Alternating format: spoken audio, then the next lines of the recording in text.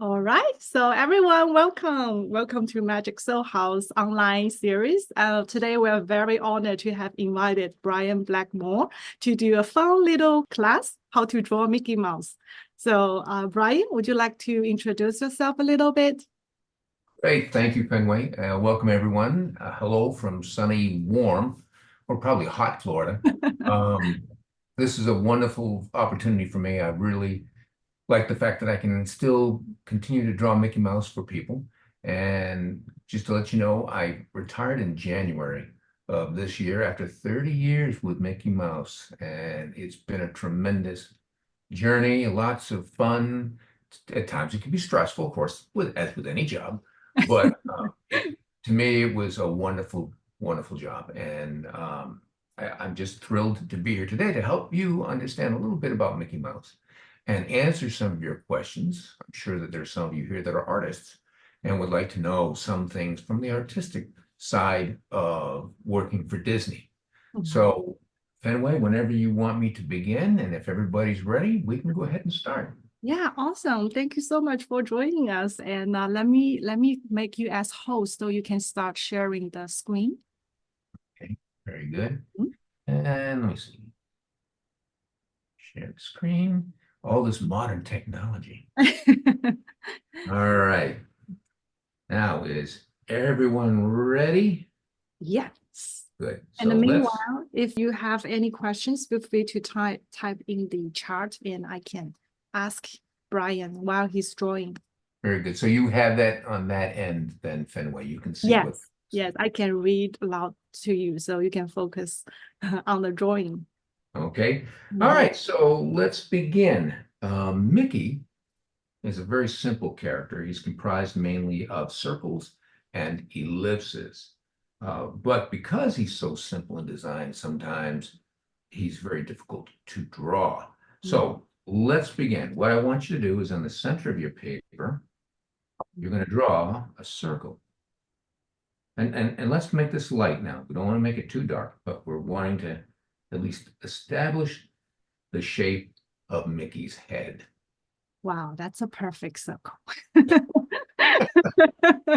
For many years of experience, Fenway, many, Mhm. many, many Many, years. many years. I totally agree.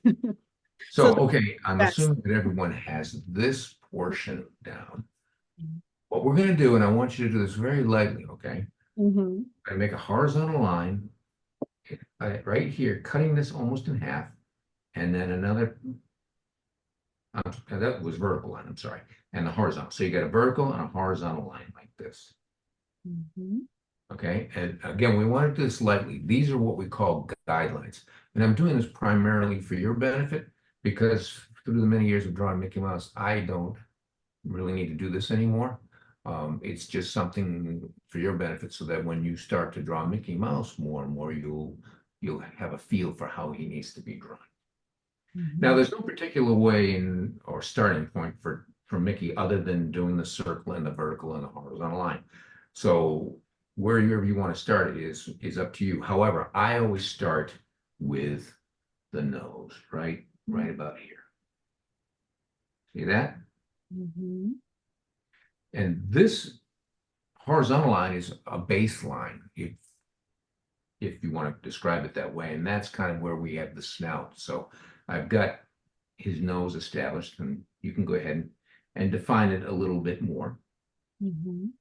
And for those of you that are artists, you understand that when you're drawing something, whether it's a still life or a human being or an animal of some sort, the you thicken up some lines versus thinning out some other lines. All right, so let's go ahead and we're gonna put in his mouth. So we're gonna go right along here like this. Okay.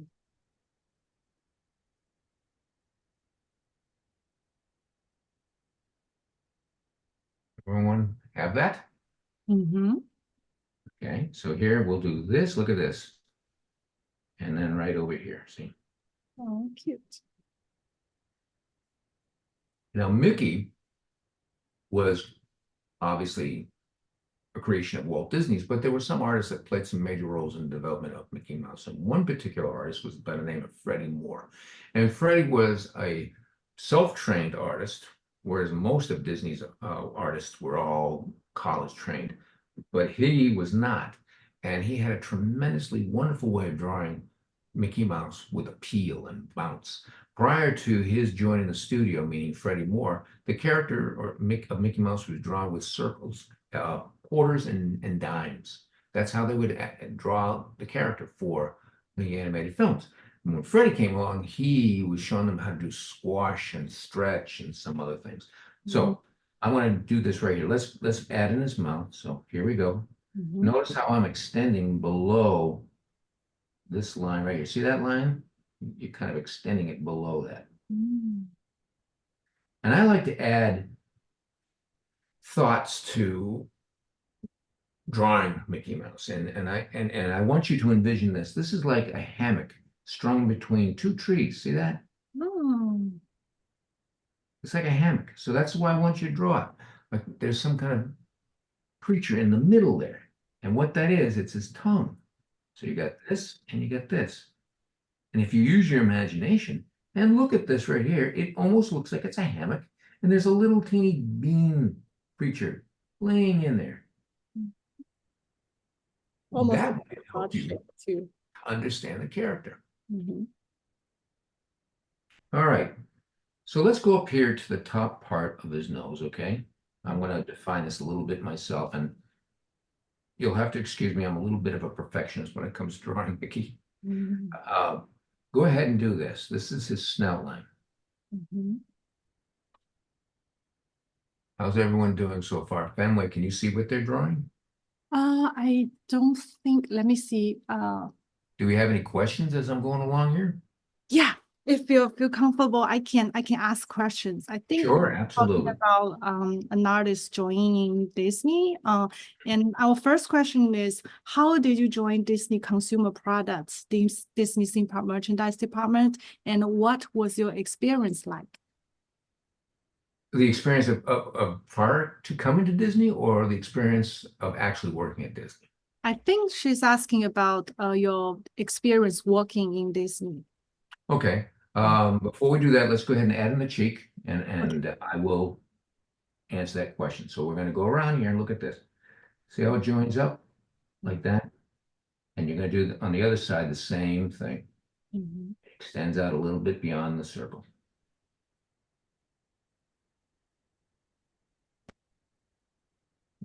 So this is the beautiful thing about the computer that I can actually erase a little bit here. Erase that line. There we go. Sometimes I have a tendency to be a little bit heavy to one side. So I'm gonna do a little trick here. Watch this. This is the amazing thing of the computer. I'm gonna move that over a little bit. Look at that. All right. So the question was, how did I come to Disney? I always wanted to work at Disney ever since I was age 5, and now I'm 65. So I can tell you how long that dream was. And I wanted to go to college, but I couldn't afford it at the time. So I joined the military. And even though I was in the military and not doing art, I was still trying to make attempts to draw for the rec centers and some of the other things, and for even the fire department that I was in. And then when I got out of the military, I was working at a warehouse in Texas, and I did that for 12 years. And it was through that warehouse, believe it or not. And I don't think we have time to really go too much into detail there. Somehow I got a job working as a freelancer for the Disney merchandise department uh, through Mark Sepala, who was our manager at that time. There was only 10 of us, I think.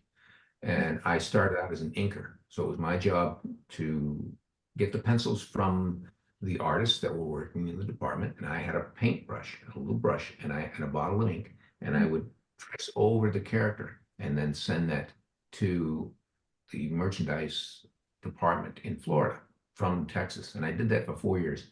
And then on the fourth year, I was invited, and um, I, I've been in the same department. A lot of people at Disney, you'll find that have been there as long as I have usually worked for a multitude of departments. Mhm. I remained in the same department for all 30 years. And the 4 years as a freelancer, I was primarily working for them. So my experience with the department is roughly about 34 years. Wow. Let's go ahead and draw on the bottom Mhm. lip here. We're going to come out a little bit out here, and we're going to come right around and up like that. Mhm. And then we're going to come over here, again, referring to, you have that vertical line and you have the horizontal line. I mean, the vertical line, horizontal. Here's a vertical. We're going to go ahead and gently put in an eye. And we're going to do the same thing. We're going to mirror it on the other side. And while you're doing that, I'm going to embellish more on my answer. So again, when I came to Disney, I was primarily as an inker. That's what they hired me at. They didn't hire me on as a character artist.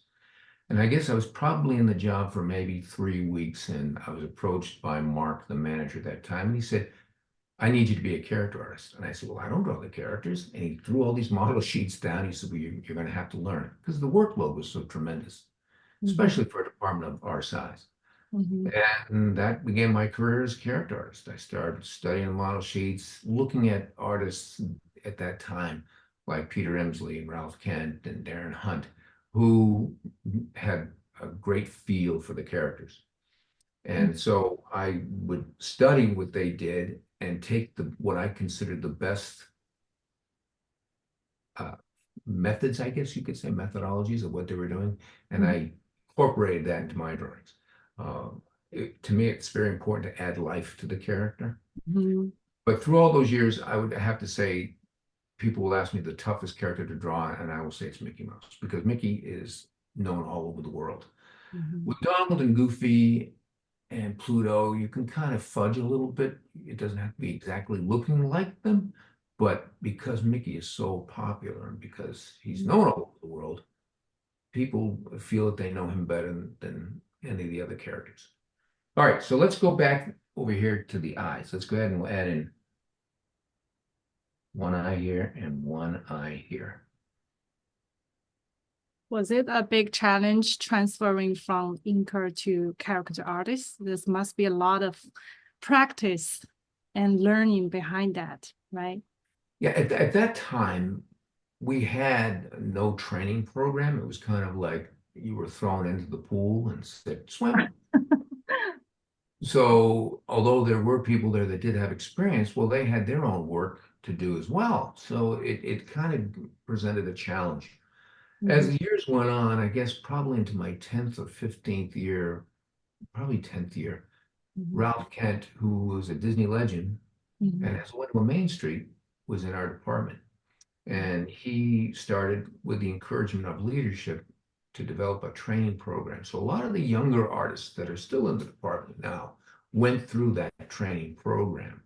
It Mhm. was a really intensive 1 year course of learning Mickey and how to draw him and with a concentration on the other four characters. Mhm. Learning their history, learning the different eras. Of course, you have your pie-eyed, which is Mickey with a little piece of the pie out of his eye cut. Mhm. So they call him pie-eyed. Coal-eyed, where his eyes are totally filled in, and to what you see today, which we call as the contemporary eye.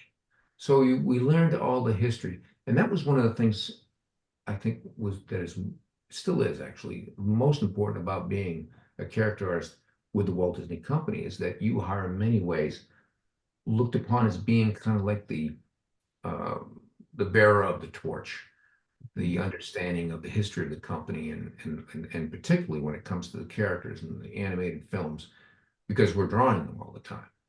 Mhm. You look at the animators of today, the brand new Disney animators, well, they're always working on new films. They're always working on new characters.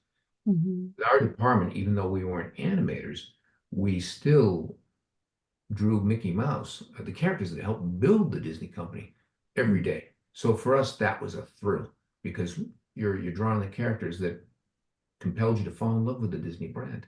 Mhm. All right, so let's go in and I'm going to start darkening up some things. Mhm.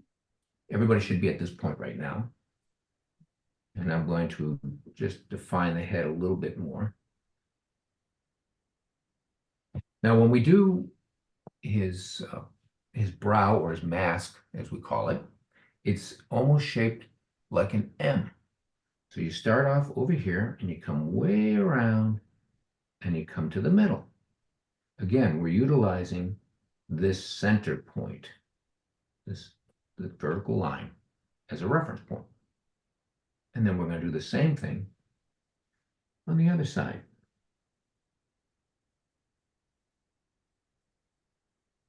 When we have a system at Disney in our department, when it comes to drawing the characters, it will go from the person that draws the character, it goes to the next supervisor up who will then make adjustments.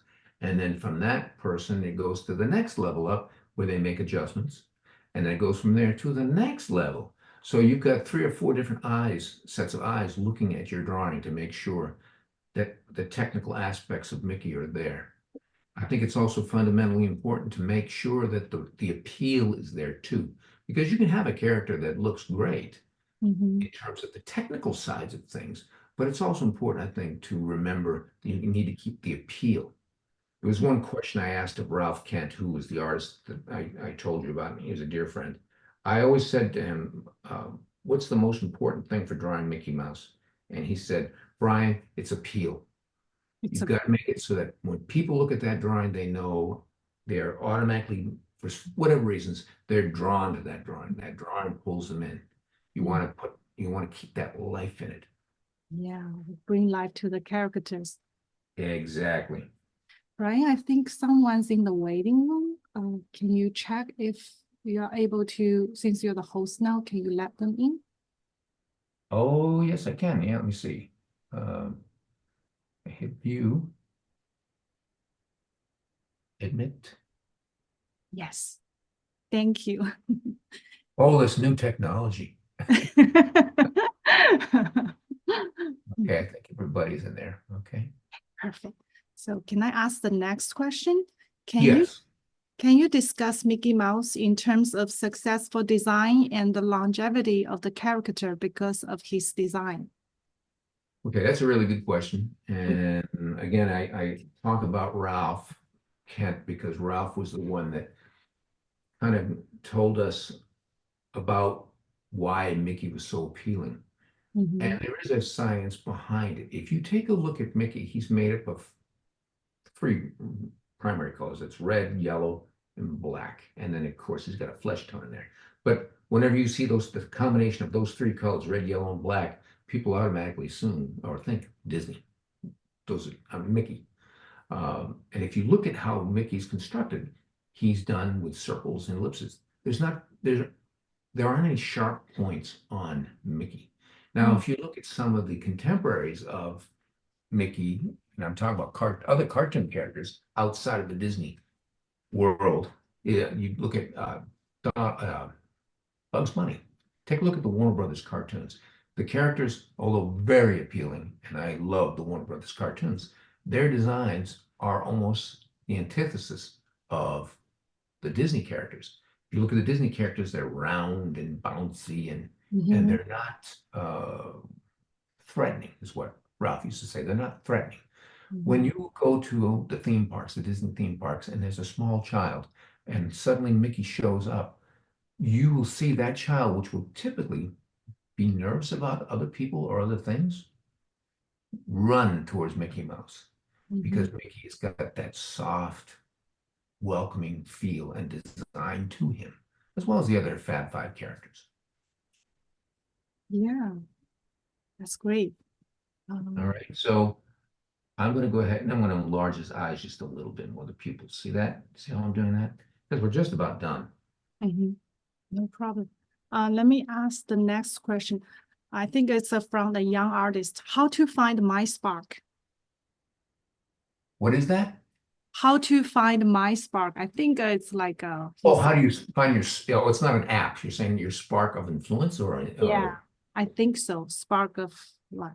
Yeah, for me, it was back in 1964 when I was 5 years old, and I was watching The Wonderful World of Color, Disney's Wonderful World of Color, and obviously Walt Disney was still alive at that time. And I watched this cartoon. It was a Donald Duck short, and it was at that moment my earliest memories. That's when I wanted to work for Disney because I really liked, which became a love for Donald Duck.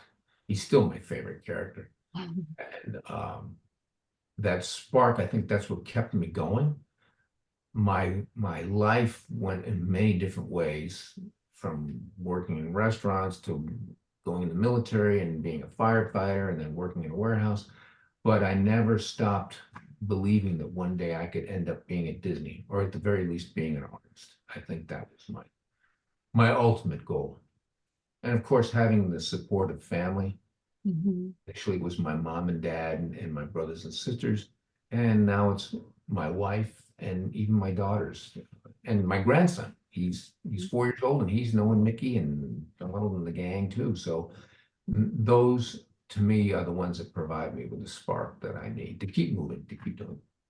All right, let's go and finish up this one ear here because I just got a notification. I got 10 minutes. Is that true? Yes. Sorry, I was using the like a free version of Zoom. So Okay, so then we'll do this and then we'll put the ear on the other side. Mhm. Now, some people get nervous about the ear. So I'm going to show you this. You do this shape here like this, and you try to mimic that same shape. See how that is on the other side? Here and here. And then you just join it up. That makes it easy. Now I'm going to kind of go here. I'm going to kind of thicken up some lines. Notice I'm thickening up the lines where a shadow might fall. And of course, I'm always, the three words that I use, especially when I was teaching the younger artists, the three words that I would use whenever drawing Mickey Mouse is round, round, round. Round, see, round, round here.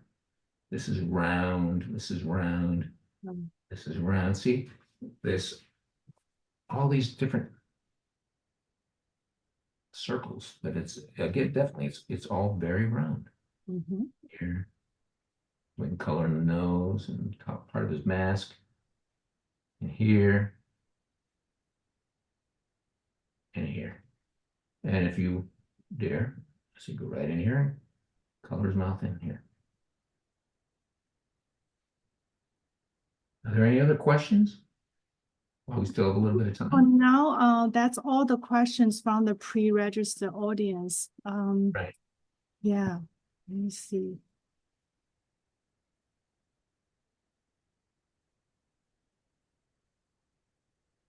I also want to see how everybody's doing. I think that's a wonderful idea. I'd like to see too. Yeah. Every once in a while, especially at Festival of the Arts, over the last 2 years, I was invited to lead the Animation Academy, Mhm. and typically the artists didn't really go down and watch the people to see what the results of their work was. And we're talking 200, 300, 400 people that'll attend one of these classes at the American Pavilion. And so I tell them, I say, yeah, I'm coming down there and I'm going to look at your work. Usually when I say that, they have phones. And I say, no, no, no. And of course, when I look around, there's a lot of really good art there. Yeah, I always love to explore when I'm in Epical Festival of the Arts. Mm-hmm. To If you learn. attend there, you go there. You're one of the artists that appears there, Yeah, which is sometimes. awesome. And I remember when you first started. When I first started working with Disney, Mm-hmm. 2013.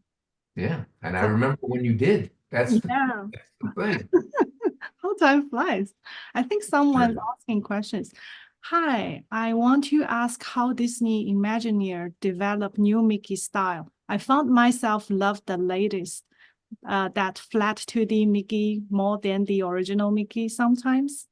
Mm-hmm. Oh, and we have a lovely drawing from KK Chen sharing everyone. Thank you. So cute. Good job. Great job. Mhm. So the question, if I understand this, is Imagineering and the use of Mickey Mouse. Or are we talking animation? Because it's an animation that determines whether Mickey, how he looks, because obviously there's changes of Mickey throughout the years. And you have Mickey from the most recent time where he's very edgy looking and all. But when you think of Mickey Mouse as how everyone envisions him is the way that he looked, I think, from the 1950s.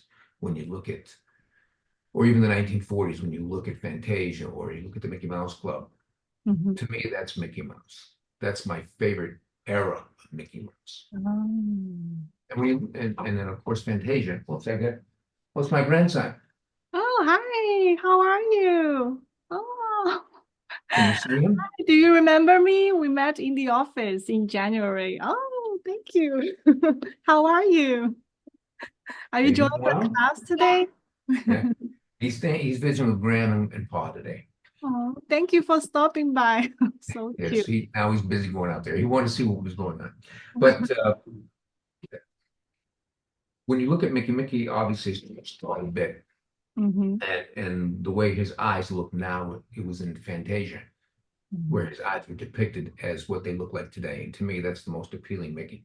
Imagineering really doesn't change Mickey. It starts with animation and then it works its way through the company. And we work in like a collaboration of sorts. We call it synergy with all the departments within Disney. That's why I was so lucky that even though I was a merchandise artist, my characters or the drawings that I had done are now on the bow of the dream and some golf carts. If people go onto my Instagram account, you'll see I've made it a point to write as much as I can about what I've learned and what I've experienced at Disney, along with some examples of my work, because I want to write a book. That's what I want to do. I want to write a book about the time that I've been there Oh, and the that's a changes. great idea. Mhm. Technologically speaking, when I first joined the company, we drew on paper. As I mentioned to you before this meeting started, we drew on paper. Now we all draw on the computer. Even the younger artists who weren't born when I started with the company, they have a huge advantage over anyone like my age that comes in because they grew up and they didn't know anything outside of working on the computer. And they do some amazing things, the younger I artists. can't wait to read your book. Well, I hope to start soon, but if you go on my Instagram account, I know you've been following it. You Mm. take a look through there. I'm merely doing that account so that I can get everything down in my head, hopefully, so I won't forget. And then I'm going to go back. And then when I write my book, I'm going to expand on what I wrote. Because a lot of those stories, I could write 2 and 3 pages of some of the information, like especially with me and with Carl Barks, who's the father of Uncle Scrooge. And I'm so sorry. I think the last meeting was ultimately ended because of the time limit, but I hope everybody rejoins now. there, I'm back now. Welcome back, everyone. I broke the program. I spoke too much. No, you're doing great. You're doing fantastic. Thank A you. very good balance about drawing and answering questions. You're doing an amazing job. Yeah. Thank you. Thank you. So if we wanted to continue the conversation, you want to wait till everyone comes back? It's already started recording, so whether they join back or not, we can share the share Yes. recording to them. So how's your retired life after Disney? Actually, I'm really enjoying it. Mhm. As you knew from our conversation before the class, my family and I went to Europe for a month, and we're going to be going back in September, Oh, wow. Germany again. Mhm. I am keeping busy.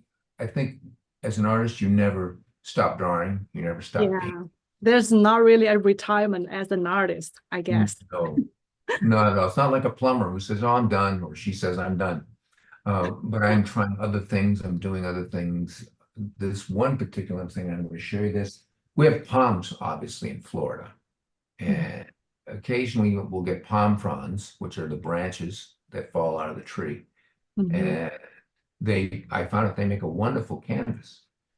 There's this television show that's on Me TV. I'm not sure if people are familiar. His name is Svengoolie, and he's a host for horror shows, but it's very comical. It's very fun. So I took this branch, and then I painted him on this side, Wow, that's amazing. Oh my God. and that was done with acrylics. Wow. Wow. But what's nice about this natural acrylic, I mean natural canvas, so to speak. Is Mhm. that when you turn sideways, you can see where you can place Yeah, the nose. yeah. It's almost like when I'm showing you how to draw Mickey and I say, hey, you put a vertical line and a horizontal line. Okay? Yeah, just be creative and then we can draw any surface. Yes. Yeah. And so again, in my retirement, I'm going through a lot of boxes. I have so many things that I've acquired over the years from Disney. Mhm. And the good thing about these boxes is I'm going through them, it sparks my memory. And Mhm. so I can then explain what was going on and remember any details I think is important. So as I go through and I look at some of the things that I have here, I've got cups that I've designed, and back here behind me, there's a lot of things on back here too. But again, I've got box loads. Let me show you one thing here. I'm going to Mhm. reach up over. This this was a cup that I designed along with Joe Andrews. Joe was well, he designed it really. I drew the Yeti right there. And Joe was just he's such a tremendously great designer. Mhm. Wow. And then here's another thing. This was a cup. Whoops. And it was for the Magic Kingdom. So you see, I've got all the attractions, the different attractions on there. Mhm. Like I think, all right, there's Splash Mountain right there. Oops. Mhm. Then you go further around, Wow. Space Mountain, there's the Haunted Mansion. Mhm. It's beautiful. Eh, Thank Mhm. you. And then, but here's one thing I really wanted to show you that I did when I went to Japan. Mm. I had the wonderful opportunity of going to Japan, working along with the artists over there, and they gave me this as a gift. And that's all their Mickey Mouses on there. And if you look, that's me right there in the middle, right there. Wow. So To cute. me, I treasure Oh. this. It's such a wonderful gift. Mhm. Uh, and again, one of the many wonderful experiences that I had, Mhm. well, with the company. Are there any other questions? I think No? we're done with all the questions. Is there anything you want to share with us for your future events and where do we find your art online? Some people have told me if you just search for Disney artist Brian Blackmore, it'll usually bring up my art Mhm. because I still do paint for the galleries. Mhm. I wasn't invited back to the Festival of the Arts this year, and that's fine. It's making room for the younger people like yourself. Uh, Oh. I did 25 years as a painter in the gallery, so I can't, or 25 years with the Festival of the Arts. So I think it's time. It's like with everything, it's cyclical. And then if people want to follow some of my stories and see some examples of work that I've done through the years, go onto Instagram and just look up, and it's all lowercase, Brian Blackmore Art, one word, all lowercase. And that will bring it up. And I ask you, hey, follow along and hopefully you'll learn some of the things that I've acquired or experienced. And you could maybe possibly use that as a blueprint for whatever career you want to get into. I want to serve more of it as an inspiration than anything else. I think it's important, especially for younger people, Mhm. to have a dream and to pursue that dream. Mhm. Yeah, So that's what we are doing. Like share what our stories and is hopefully inspiring more next generation artists. So I will definitely include your Instagram link if people are seeing replay and put that in link into the YouTube video and share with everybody later. Thank you so much once again, Brian. We had a wonderful time and it's just beautiful. Everything you shared is amazing and we deeply inspired. And I just Thank want to say one you. thing too. And I just Family, thank you to family thank bring this all up and for reaching out to the community, the artistic community, my and pleasure. as well as many. Oh, my pleasure. I'll definitely keep spreading out and invite more like-minded artists and To everyone's watching, thank you so much for joining us today, and I hope to see you again soon. Thank you. Oh, my pleasure. Thank you for joining us. Did you have fun? Yeah.